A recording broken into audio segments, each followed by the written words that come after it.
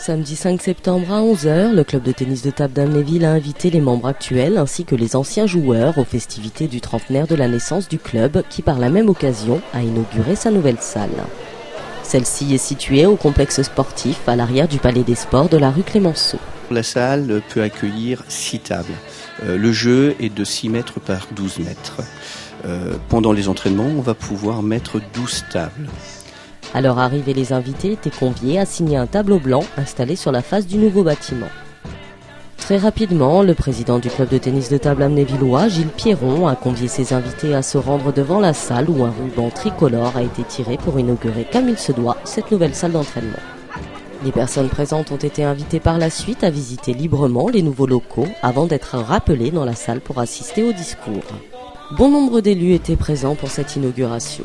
Si Madame Doris Belloni, première adjointe au maire, a coupé le ruban, le discours, lui, a été prononcé par Horst Brooksmeyer, qui n'a pas manqué de rendre hommage à son ami et ancien président du club, Erwin Philippi. Un ami me posait toujours la même question. Il me l'a posée, je ne sais plus combien de fois. Brooks, quand est-ce que tu me feras cette salle du tennis de table?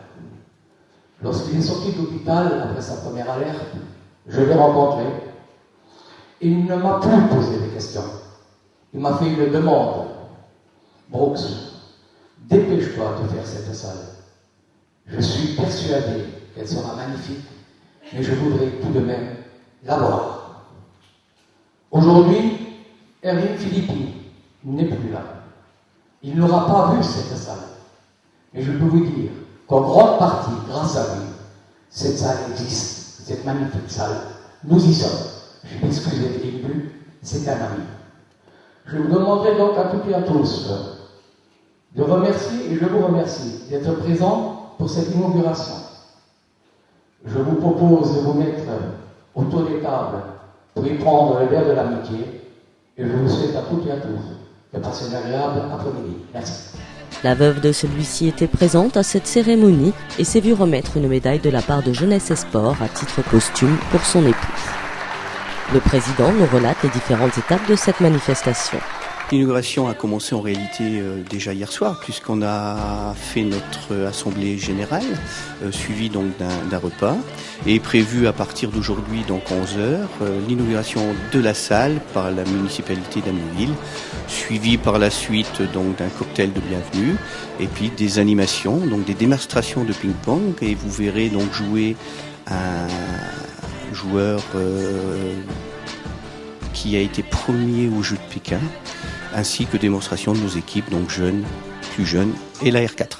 Aujourd'hui, le tennis de table compte 83 membres, parmi lesquels des vétérans de 84 ans. Au grand regret du président, le club est actuellement exclusivement masculin. Il y a un appel à faire. L'appel, en réalité, à ce jour, est pour la jante féminine.